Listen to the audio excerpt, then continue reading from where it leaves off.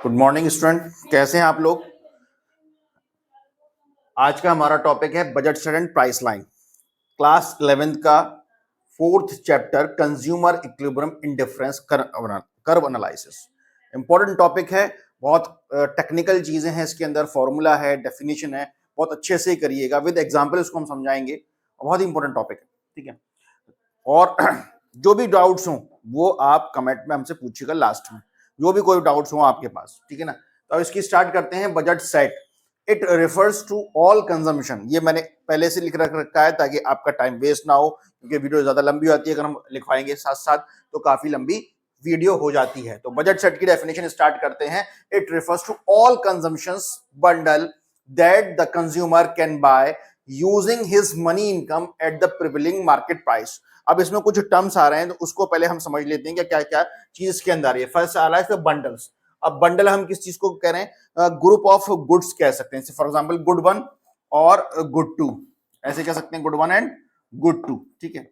दो गुड्स हैं, उनका कॉम्बिनेशन हम बना रहे हैं, उनका कॉम्बिनेशन हम बना रहे हैं, और यूजिंग हिज मनी इनकम, और इनकम भी हम उसमें देख रहे हैं, तो उसमें हम इनकम भी देख रहे हैं। तो यानी हम इनका कॉम्बिनेशन बना रहे हैं, गुड वन और गुड टू का, और इनकम के हिसाब से देख रहे हैं। तो जो कॉम्बिनेशन हम बनाएंगे उसको हमने बंडल्स का, सपोज करिए हमारे पास 100 रुपीज थे, 100 रुपीज हमारी जो क्या है, हमारी मनी इनकम है, उसमें हमने गुड वन को हमने दे दिया x1 कह सकते हैं हम, और गुड टू को हम कह सकते हैं x2, ठीक है। गुड वन को x1 और गुड टू को x2। तो इसका मतलब यह है कि अब हम जो भी कॉम्बिनेशन बनाएंगे तो वो 100 रुपीज के हिसाब से होंगे। और दूसरा price of good one and good two, price of good one and good two के हिसाब से होंगे, ठीक है। तो यानी कि price of good one and good two के मतलब है कि कितने रुपए का गुड वन है और कितने रुपए का गुड टू है। सपोज करिए गुड वन हमारा 4 रुपए का है और गुड टू हमारा जो है 2 रुपीज का है, तो उसी प्राइस के हिसाब से हमें कॉम्बिनेशंस को अरेंज करना पड़ेगा और बंडल्स बनाने पड़ेंगे। ये जस्ट एग्जांपल के तौर पे हम समझा रहे हैं। दूसरा इसमें क्या है, it refers to all consumption bundle. अब हम उनको कंजम्पशन कर रहे हैं according to the need, according to the customer. The consumer can buy, उसको खरीद रहा है यूजिंग हिज मनी इनकम से at the prevailing market price. Prevailing market price मतलब जो गुड वन और गुड टू के प्राइसेस हैं 4 और 2 के हिसाब से। अगर ये चेंज नहीं हो रहे, ना प्राइस चेंज हो रहे हैं और ना ही हमारी कंज्यूमर की इनकम चेंज हो रही है, उसी हिसाब से हमारा बजट सेट हो रहा है। अब इसको आगे समझते हैं थोड़ा सा और फॉर्मूले के हिसाब से, और क्लियर हो जाएगा आपको।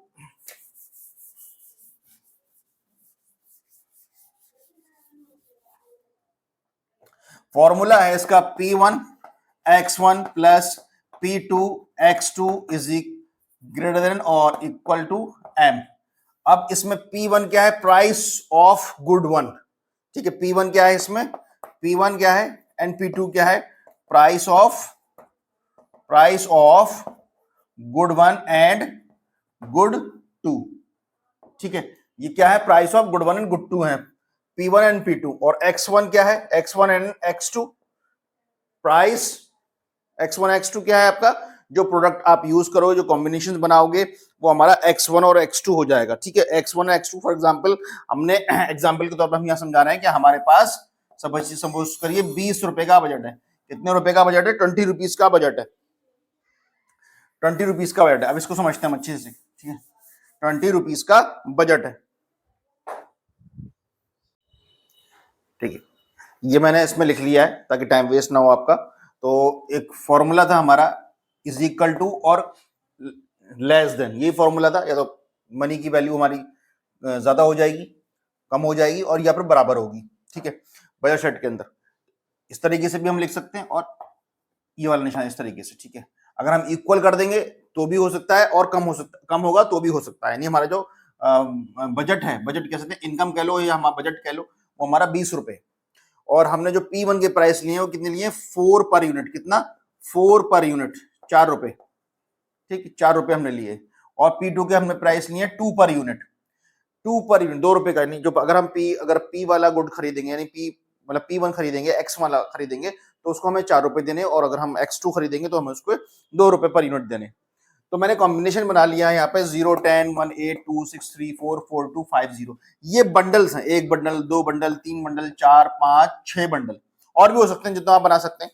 तो यहां पर मैंने क्या है 0 और 10 का कॉम्बिनेशन लिया, तो 0 क्या है, P1 का क्या है, हमारे प्राइस क्या है 4, तो 0 इंटू 4 करेंगे तो 0 और 10 इंटू 2 करेंगे तो 20, तो हमारी पूरी इनकम हमारी इस पे खर्च हो गई इस बंडल के ऊपर।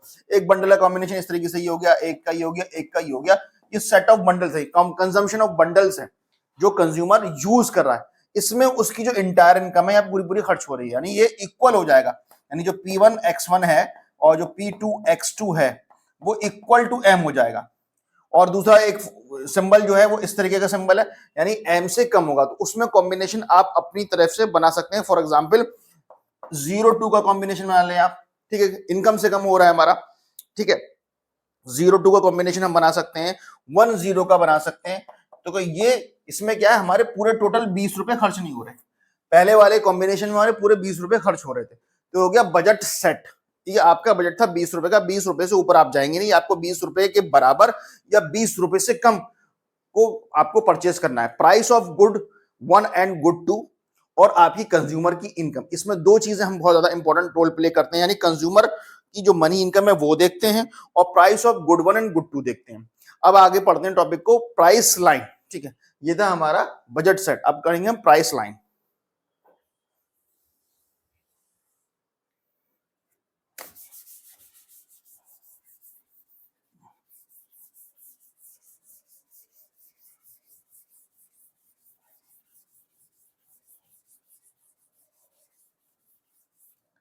Price line,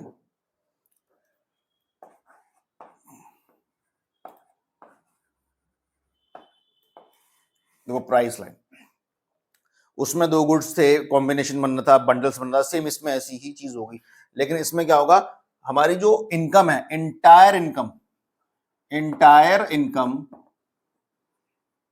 spend on both the goods, both the goods, ठीक है, दोनों गुड्स पर हमारी जो पूरी पूरी इनकम है वो पूरी पूरी स्पेंड खर्च हो जाएगी।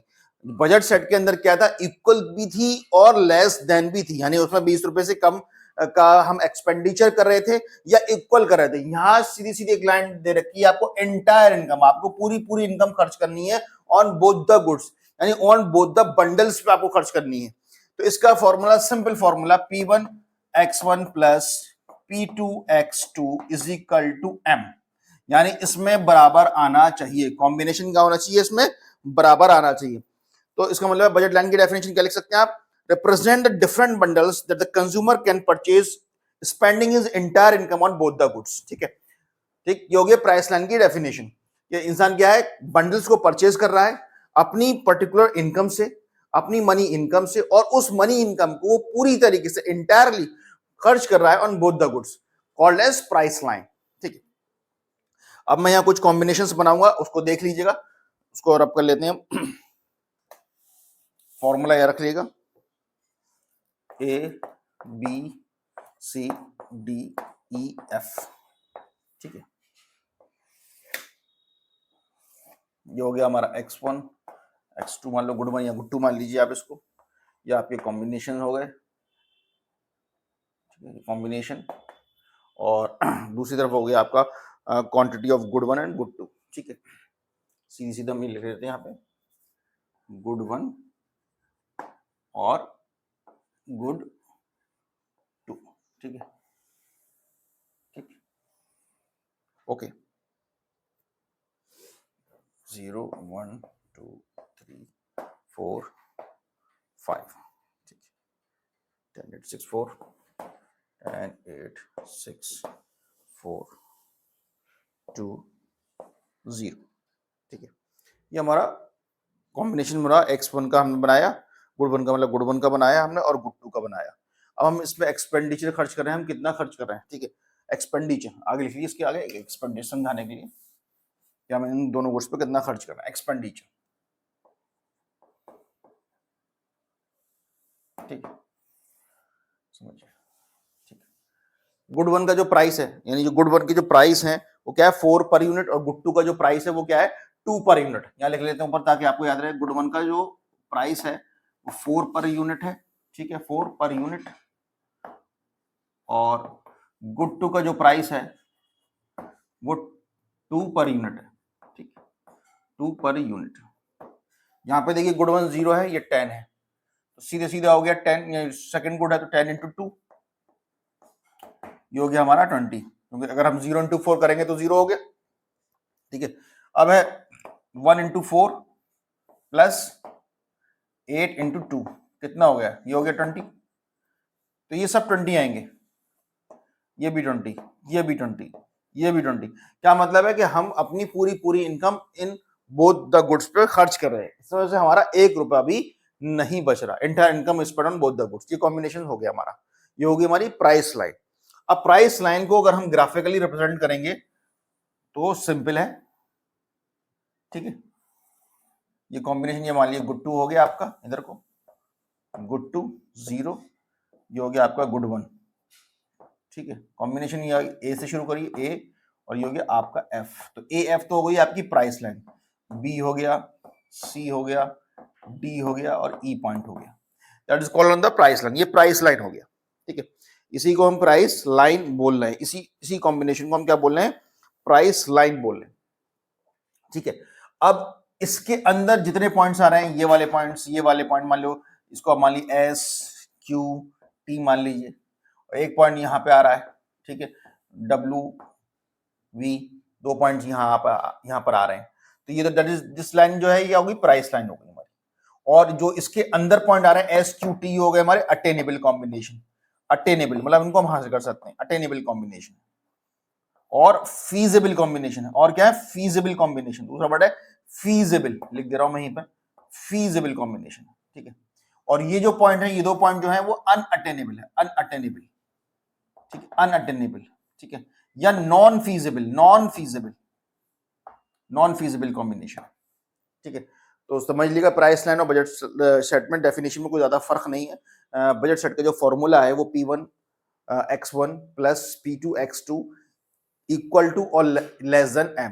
यहाँ पर प्राइस लाइन का जो आपका फॉर्मूला है वो हमारा क्या है, P1 plus x1 plus P2 x2 equal to m। ठीक है, अब जो थोड़ा सा इस पे क्वेश्चन आ सकता है, थोड़ा सा और हम कर लें, तो स्लोप ऑफ प्राइस लाइन। ठीक है, स्लोप ऑफ प्राइस लाइन। अच्छा, मैंने एक चीज और आप मिस हो गई, आप और चीज याद रखिए, प्राइस लाइन को ही हम बजट लाइन भी कहते हैं, प्राइस लाइन को ही हम बजट लाइन भी कहते हैं। ठीक है, तो प्राइस लाइन और बजट लाइन में कोई डिफरेंस नहीं है, सेम डेफिनेशन है। अब हम बात करते हैं स्लोप ऑफ प्राइस लाइन। अगर हम बात करें तो slope of price line simple way में delta Y upon delta X कर सकते हैं हम, या पी अपॉन P2 या पी एक्स अपॉन P1। ठीक है ना, तो P1 अपॉन P2 क्या मतलब है, 2 पॉइंट का कॉम्बिनेशन। सपोज करिए 2 पॉइंट्स हैं, ठीक है, दैट इज दैट, तो ये जो पॉइंट है, ये वाला जो कॉम्बिनेशन, ये हो गया डेल्टा एक्स और ये हो गया डेल्टा वाई। ठीक है, that is called slope of price line, that is called slope of price line. ठीक है, समझ आया यहाँ पर, तो ये इसका फॉर्मूला हो गया स्लोप ऑफ प्राइस लाइन में delta Y upon delta X. अब यहां तक किसी को कोई डाउट हो, किसी बच्चे को कोई परेशानी हो, प्राइस लाइन की डेफिनेशन ना समझ में आ रही हो, या बजट सेट की डेफिनेशन नहीं समझ में आ रही हो, तो वो हमसे पूछ सकता है, कमेंट में पूछ सकता है और क्लास के अंदर भी पूछ सकता है। ठीक है, इसके अलावा हम इसमें और जो टॉपिक्स रह गए हैं, आप मुझे बताइए कौन कौन से हमें पढ़ाने, कौन कौन से हमारे टॉपिक रह गए। ठीक है, एक छोटा सा इसमें और चीज बची है, वो भी यहीं पे हम क्लियर कर लेते हैं। सपोज कि इसमें जो शिफ्ट होता है, शिफ्ट तो 2 तरीके से हमारा शिफ्ट हो सकता है, प्राइस लाइन में और बजट लाइन में। हम कह सकते हैं ये हमारी प्राइस लाइन और बजट लाइन है। ठीक है, और हमारे जो अजम्पशन था, जो हमारा हमने मान के चला था, अज्यूम मान के चला था कि कंज्यूमर की इनकम हम मान के चले थे, कंज्यूमर की इनकम, ठीक है, वो चेंज नहीं होती, and price of good 1 good 2 change नहीं होते, price of good 1 and good 2 के चेंज नहीं होते।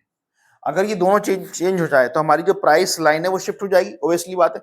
अगर कंज्यूमर की इनकम अगर हमारी 20 रुपए थी, अगर हमारी जो कंज्यूमर की इनकम है वो बढ़ के 20 से 40 हो जाए, 100 हो जाए, तो ऑब्वियसली बात है हमारी प्राइस लाइन बढ़ जाएगी, आगे शिफ्ट हो जाएगी। यानी हमारी अगर ये जो है हमारा जो कॉम्बिनेशन है वो 20 वाला कॉम्बिनेशन है, 20 वाला कॉम्बिनेशन है, अगर हमारी 40-50 हो जाए तो हमारी जो प्राइस लाइन है मूव कर जाएगी फ्रॉम लेफ्ट टू राइट, यानी शिफ्ट हो गई। तो इस केस में हमारी जो प्राइस लाइन है शिफ्ट हो जाएगी, किस केस में, जब हमारी कंज्यूमर की इनकम इंक्रीज हो जाएगी, यानी हमारा बजट इंक्रीज हो गया तो हमारी प्राइस लाइन भी आगे बढ़ जाएगी। क्लियर है?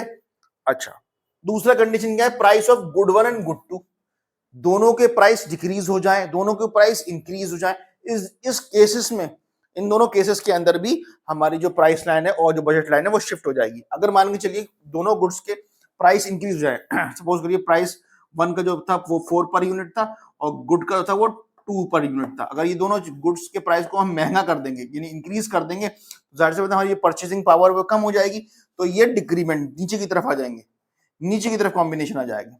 और हम कम कर देंगे तो मूव फॉरवर्ड हो जाएगा। हम ये भी कर सकते हैं कि हम एक ही प्राइस को चेंज करें, हम एक ही प्राइस को चेंज करें। गुड वन के प्राइस को चेंज किया तो वन एक एक्सिस पे हमारी सिर्फ चेंज होगी, वाई एक्सिस पे हमारा चेंज नहीं होगा। तो इस कंसेप्ट को भी ध्यान में रखिएगा कि अगर हमारी प्राइस लाइन या बजट लाइन शिफ्ट हो रही है तो दो कंडीशन ही है, तो कंज्यूमर की इनकम इंक्रीज और डिक्रीज हो रही है, दूसरा हमारे प्राइस ऑफ गुड वन और गुड टू के प्राइस में चेंजेस आ रहे हैं, या तो वो इंक्रीज हो रहे हैं वो डिक्रीज हो रहे हैं। इन्हीं दो कंडीशन में हमारी प्राइस लाइन शिफ्ट करती है। ठीक है, thank you, have a nice day. कोई क्वेश्चन हो तो आप पूछिएगा। Thank you.